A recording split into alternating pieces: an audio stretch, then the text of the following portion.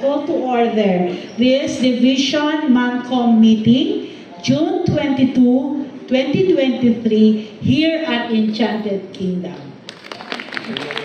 Talk. Improvise.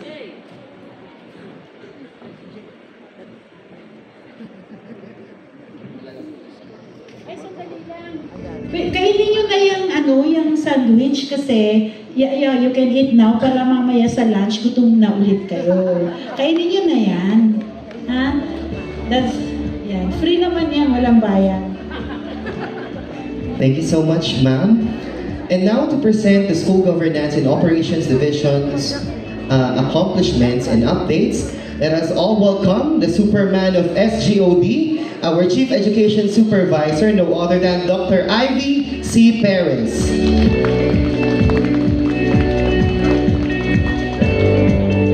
Tinatanong po ni Pa kung papanig ako. Sabi ko naman, parang kasing tangkad ko itong rostrum. So, as much as I would like to use the rostrum, I would not do so. Although it's transparent. Okay, so copy and paste na lang the acknowledgement to cut the acknowledgement so short. But of course, I'd like to thank everybody for the surprise birthday. Greetings to our Schools Division Superintendent. Nadadamay po ako. Masarap pala yung pa-birthday na Superintendent. Nadadamay ako. Thank you so much for the thoughtfulness po. Hindi ko alam magkano ang binayad nila Sir Pip and Sir Bong para maipasok yung 5,000. Seryoso ba yan? Seryoso? Ito talaga malambiro eh. Okay, so before I begin with the report of SUD or the updates, I'd like to remind all our school heads that the graduation and completion messages of the Vice President and Secretary of Education, Regional Director Wilfredo Cabral, Mayor Along Malapitan, Congressman Oscar Malapitan, and Congressman Mitch Cahayon, and of course the message of our Schools Division Superintendent have been uploaded to the Google Drive where we shared the templates of the diplomas and certificates. Okay? So kindly check yan, that Google Drive, andoon na po. Ang maiwan na lang, and it was promised to us that it shall be given on Monday, this coming Monday, June 26, is the message of Congressman Dean Asistio. Kasi out of town po, out of the country. Out of the country ba, Sir Ariel? Japan. Okay, so nasa Japan pa. At the Congressman, tumawad lang yung staff niya. But Sir Ariel's been coordinating with them to at least give us a message within the weekend so you can start printing. So ang apektado na lang, hindi na lang makapag-go ay ang Congressional District 3. All the rest, okay na po. And we're very proud that the message of our Schools Division Superintendent ay talagang hawig na hawig sa message ng ating Vice President and Regional Director. And naunang nagawa, iyon, di lang natin binigay. Okay? Sige. So, it's a magical morning to everyone. I know we are all fascinated with the venue that we have. And you had a wonderful journey from North area and S2 Caloocan to this venue. Okay, so allow me to present to you our updates from SUD. Kindly proceed with this first slide. So, since we are talking of edutainment, I forgo the story prior to the presentation to save time. So I'd like to present to you the report that 89 out of 89 schools finished, already concluded in their conduct of the off-campus activity. Congratulations to all our school heads. Wala tayong naging problema. Palakpakan niyo po ang bawat isa. So we started March 10. Ang nauna po ay Caloocan National Science and Technology. Ma'am Presi, are you here? Yeah. So magandang simula ang Ma'am Presi. Palakpakan natin ang Kalansay kasi talagang unang-una. And the last one was Vicente Malapitan Senior High School. Ma'am Jo Salvatuna, are you here? Okay, congratulations ma'am, nakahabol siya. And of course, may mga permit na talagang ang ating superintendent na bago na ang pumirma. Palakpakan natin si ma'am dyan. Parang hina. Bakit? Kasi tinuloy ni ma'am, di ba? May mga divisions na hindi nagtuloy. Ha? Alright, so congratulations ang naging Common complaint lang, just to remind, kasi we have to discuss issues and concerns. Yung minutes of the meeting, I hope you will capture this. Karamihan po ang complaint ay coming from the private schools po. Yung per DO 66 naman, the private schools may proceed without the approval of the superintendent because they also have their own approving authority. Pero yung iba sumusulat sa atin. Naging problema doon yun, medyo mahal, and then ginagawang requirement. Sa atin naman, sa public school, may ilan na nakapagpaabot sa amin ng complaint, pero naayos din naman. Ang common complaint, just to share with you para hindi na natin maulit, ginagawa daw requirement. Kung hindi naman requirement, parang ang bigat ng binibigay na project dun sa mga maiiwan. Okay? So, medyo natin yun, kung may ganun man. Pero ang nakakatuwa kasi hindi naman principal yung napapangalanan. Pero hindi rin nakakatuwa, syempre yun. No? Kaya lang, syempre na, kayo teacher yung nasa side doon sa mga complaint, via text, via call. Okay? Pero formal complaint, wala naman tayong natanggap. So, masaya kami kasi ligtas ang lahat ng bata na nakapasyal, nakapag-aral, at nakauwi. Okay po? Okay tayo? Parang sad kayo. O pala, ay kumakain. Alam niyo, speaking of pagkain, napakaswerte namin ni Ma'am. Lalo na ako. Bakit ang daming celebration at venues ng aming kaarawan? Imagine, nag-celebrate na kami sa SDO Caloocan, nag-celebrate pa kami sa Okada.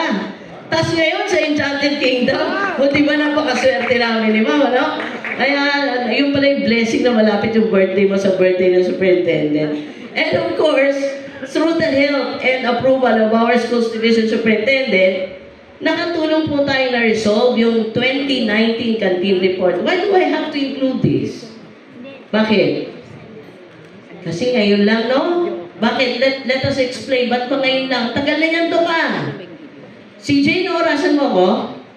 Para pag hanggang dito na report ko, tapos na. Okay? O, naorasan mo ako kasi nagpa-minutes po ako sa kanya. Alright. Kasi, di ba 2019 December? Tama. Tapos naging March na. Ano nangyari na 2020 March? COVID lockdown. Walang canteen operation. So, na-stop. Natigil siya. Ngayon, nung nagbalik na tayo ng resume, ayan na. So, you have to settle yung inyong mga canteen reports. And luckily, bago naman akong pumirma, bumababa ako sa ating mga SDS. Siyempre, Ma'am, tutulungan po ba natin ang maayos ito? Oo, kasi hindi naman tatakbo yung report nila. Bakit naiintindihan ni Ma'am kayo? Kasi, kantiner daw si Ma'am dati. Alam niyo, komedyante talaga si Ma'am. Kantiner na tapos hindi pumapasa yung aming mga template. Alam niyo kung bakit? Kasi siya mismo gumagawa ng presentation. Ay, ilan po yung nagkukol siya mismo kasi gumagawa ng template nung siya ay teacher. Kaya alam na alam ni Ma'am ang lahat ng ating ginagawa. So sabi niya, Dok, tulungan na lang natin kasi para kumuloy-tuloy na ang inyong mga report. So isang masigabong palakpakan sa ating Schools Division Superintendent. Ito lang yung pumapalakpak ko. So mamaya ito lang yung maglalunch. Uy, palakpak din kayo dyan. Bakit ba yung natin pumalakpak? Ano? Sige. So yun, nilagay ko yung pangalan ng ating mga kasama sa Off-Campus Review and Monitoring Committee. Diyan man lang ay maparangalan natin sila, no? At sila yung naging katulong natin upang revisahin. Bago pumirma ang ating SDS, sabi niya, Dok, na-check niyo ba ito? Opo, ma'am. Ayan po yung ating committee. And of course, sa canteen din, meron din tayong mga kasama na nag-aayos sa inyong canteen. Kahapon, may nagpasa, medyo pinabalik muna natin at pinaayos. Okay? Hindi naman tayo basta-basta napirma. May pinapaayos po tayo. Okay? So next. Alright, so this is all about our research. Ang daming graduate ng UCC. Sabi nga ni Sir Ariel, Dok, ang ganda ng attitude sa field. Talaga nag-aaral lahat, no?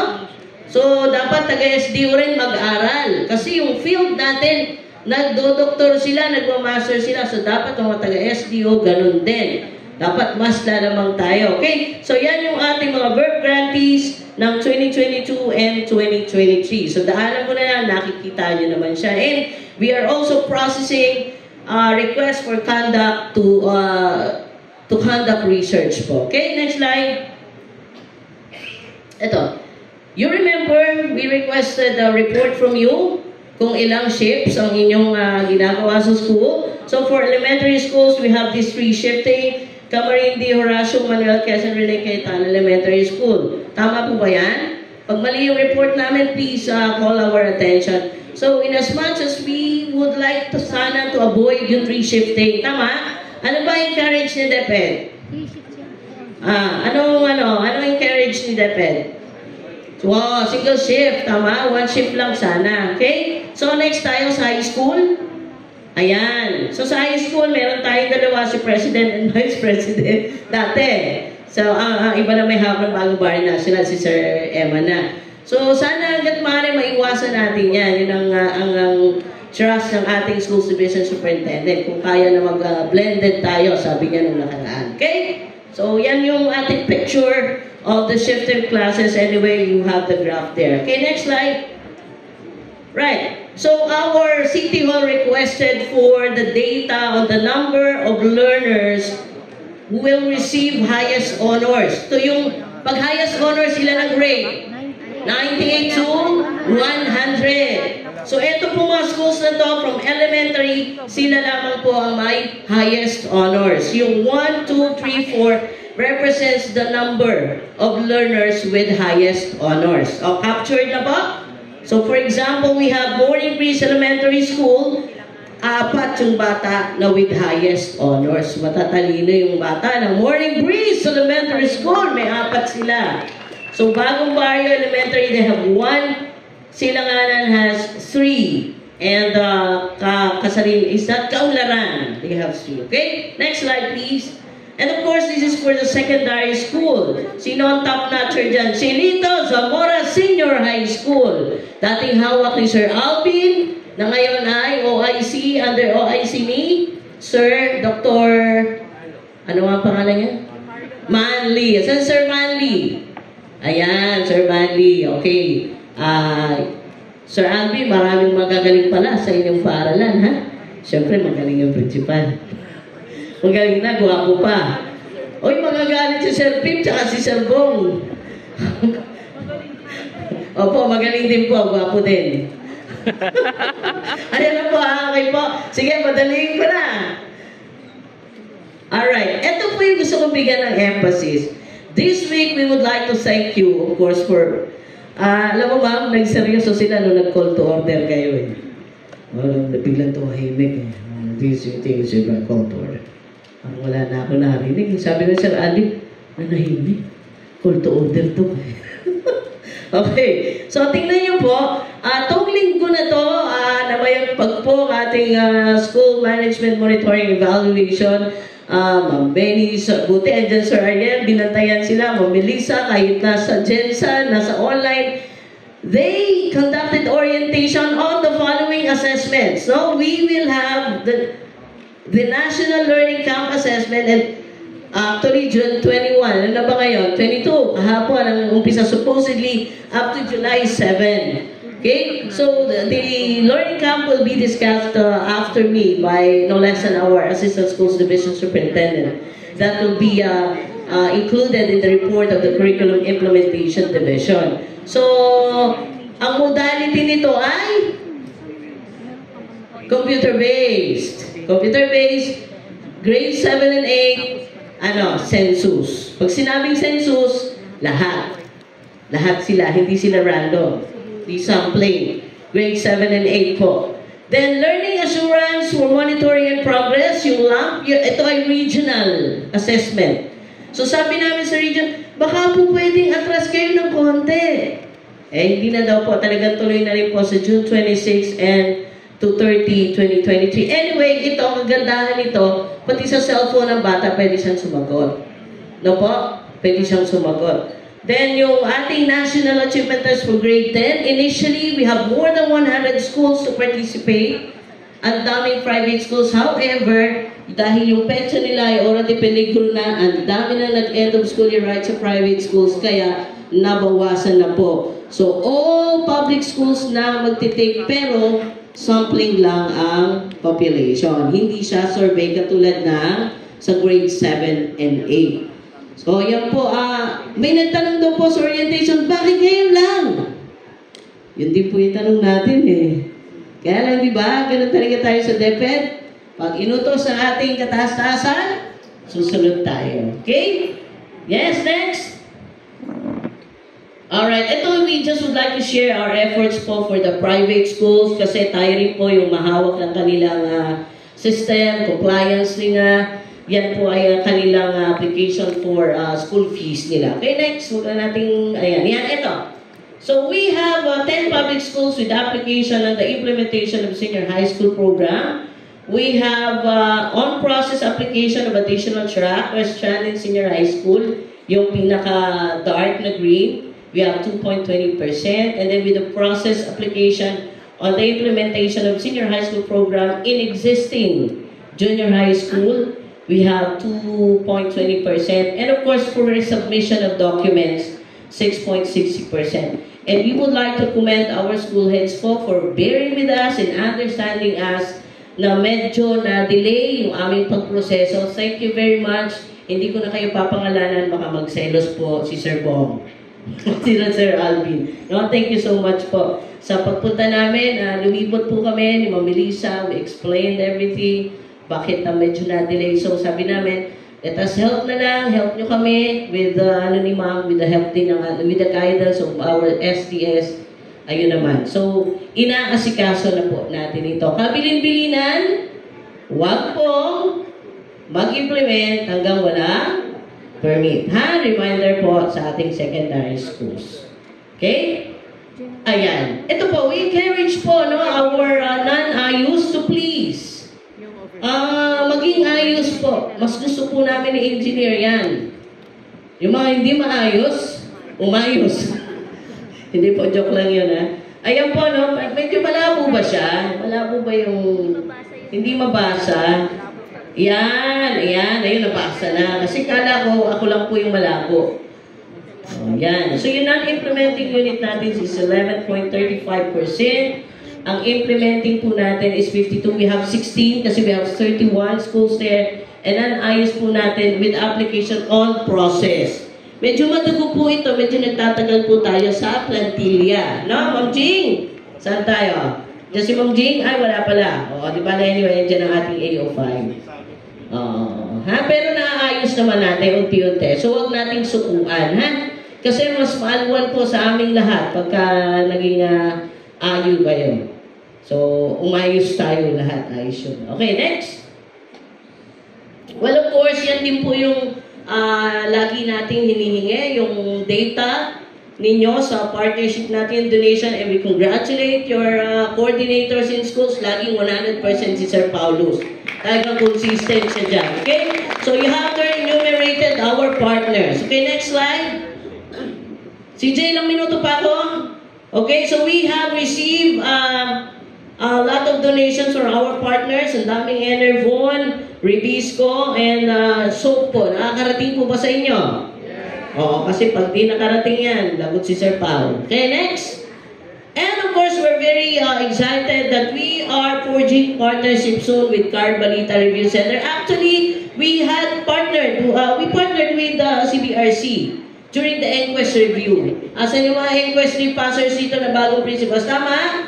O, nakatulong sila somehow. They shared their materials, right? And videos nila. Okay? This time, they are partnering with us about the civil service career examination. Kasi upcoming na siya sa August. Okay? And of course, yung coming soon natin activities, we have the recognition of Brigada Eskwela, participating schools. Hindi na tayo mag-award, hindi na tayo mag-contest, but we will recognize those who will participate. And I heard just a while ago this morning, EK is adopting a school, right? So paampon tayo kay Eldar. Paampon tayo sa EK. Okay? And we will have the Brigada Kick-Up on August, and of course the capacity building and the PTA forum. This is under SOCMO. Next slide. And for the GAT, tingnan niyo po yung report, medyo mababa yung submission natin. Opo. So next month ko, siguro ilalagay ko na dyan yung pangalan ng schools na nag-submit. Parang magagalit na sila sa akin yan pag nilagay ko na. No?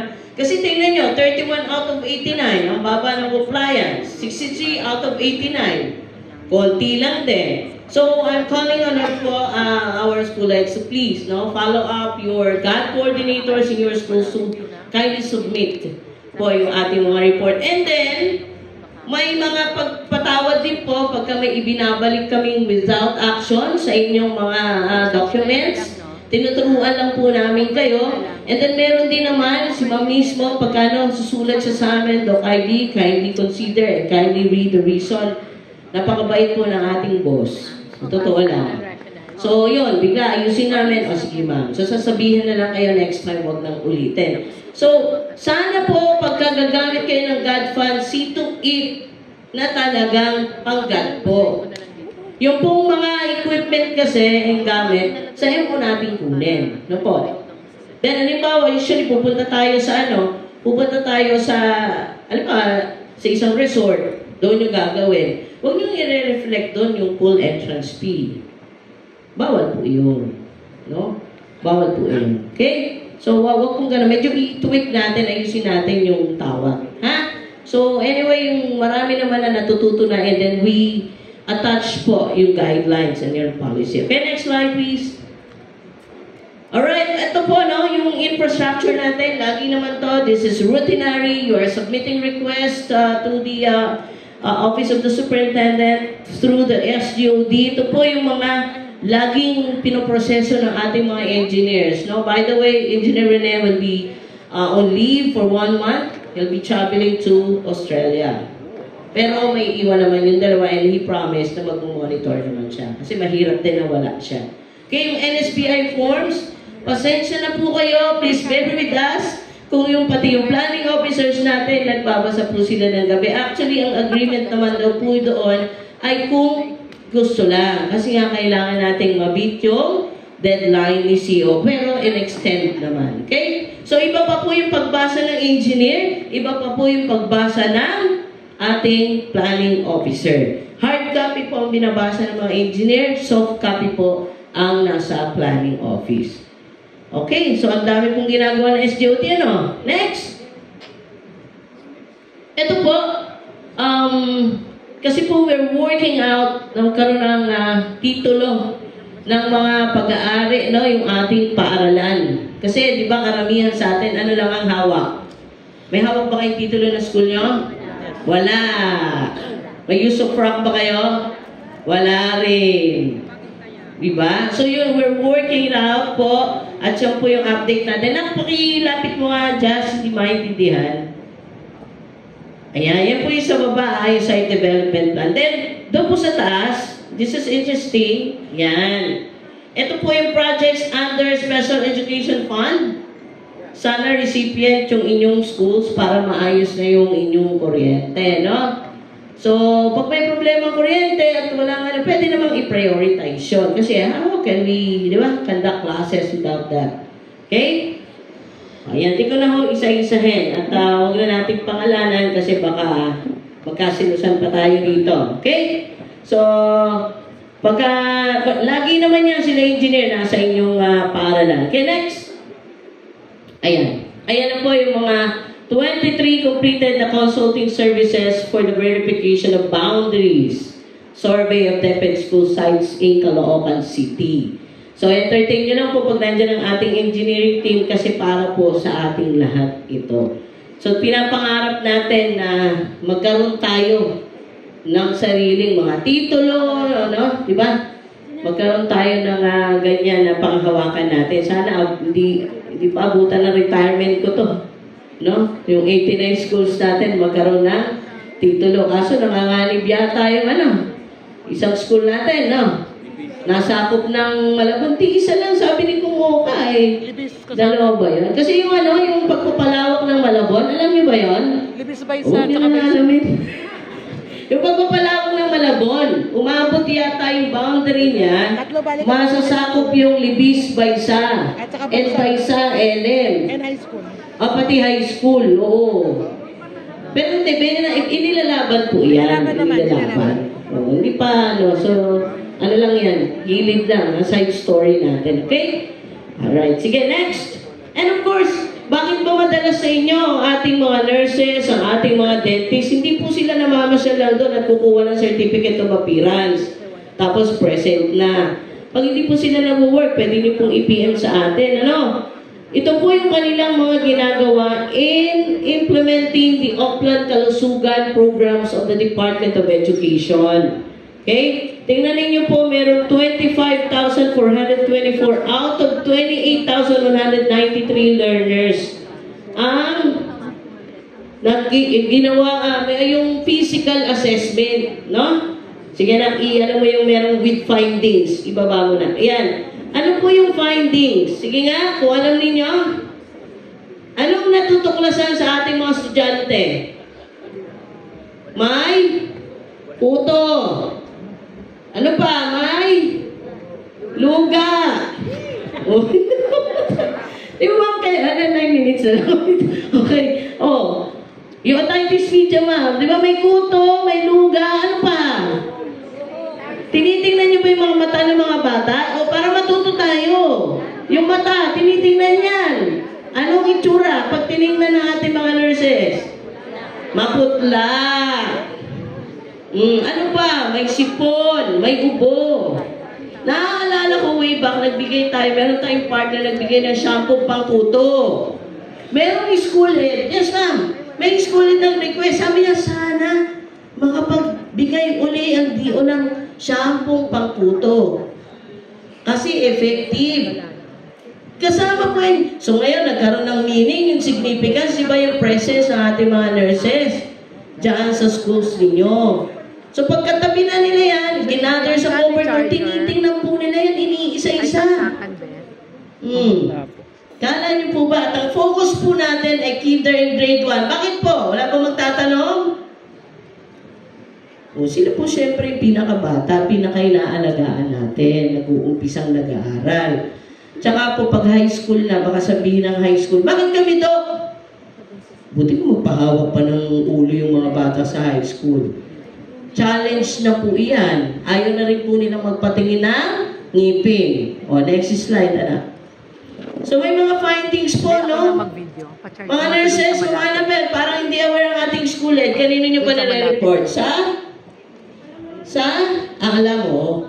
Okay, next po. Ayan, ongoing po ngayon yung project ni Mayor Along, yung annual check-up. Pero, 3,700 lang po. Bakit? Kasi iba po tapos na. Katulad ko, tapos na.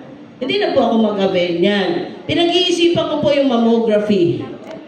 O, tatawa kayo. Bakit hindi po meron naman talaga ako niyan?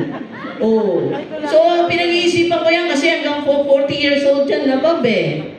No? Pero parang masakit daw yan. So, yan yung bagong programa, yung mammography. Mag-avail na po kayo. Meron na. Ayan. Nag-avail na iba. Okay? Sige. Ma'am, sa ano po? Sa North Hospital po ng Caloocan City. Okay? So, aware naman tayo dito lahat, ano? So, open ito even sa SDO personnel po. Ano pa ginagawa natin? Ayan. So, meron po tayong milk, school-based feeding program. Yung food components po, parating na. Baka papatawag na po tayo ng orientation. Okay? Next one. Ayan. Okay. So, tungkol naman ito kanina sa mga nurses. Ito naman po sa dentist. Ayan, no? So, we have oral health education. May video po na pinigay, pinapakita yung ating mga dentist. Sabi ko sa kanila, Dr. Irene, bakit konti pa lang? Bakit hindi natin na-cover 100%? Patapos na yung school year. Siyempre, may challenges tayo dahil nung una naman, hindi pa rin nakaluwagan, di ba? And of course, we have oral health examination. Look at the figures. We only had 16,424 out of, balik mo doon sa figure, 170,000. Bakit po? Kasi po, isa-isa po tinitingnan yung ngipin. Isa-isa po yan, ha? Okay, prepare na po ang CID, susunod na po sila. And of course, we have for the grade 3, they receive dental treatment. Bakit po? Tanong mo kay Dr. Irene, bakit grade 3? Kasi ito na daw po yung halo na po yung ngipin ng mga bata. Mix na. Meron na? Mani, may corny. Hindi po, meron na po permanent, may milk teeth. No? Nag-mix na po yan. Okay? Ang dami mga natututunan kay Ma'am Annabel at Dr. Irene kasi hindi ko naman alam yan. And of course, we have 3,000 learners na beneficiaries po ng ating Bright Smile Futures kasi sila po yung project. Okay? And our last slide. Next na lang. Ayan. So, meron din po tayo. Pwede po kayo magpabunot ng ipin. Hanggang doon sa likod. Minsan po ako on duty. Diyan sa harap wala? Wala din. Oh, minsan po ba? Busy sila. So, ako po nag-duty sa Caloocan Central through Sally. Hindi po, joke lang yun, syempre. Ma'am Sally, di ba? Sa Lasa. Oh, minsan duty ako dyan sa dental clinic. Pwede po kayo magpalinis ng ipin. Open po ang ating mga dentist. Okay, with that po, tapos na ang aking time, tapos na rin ang aking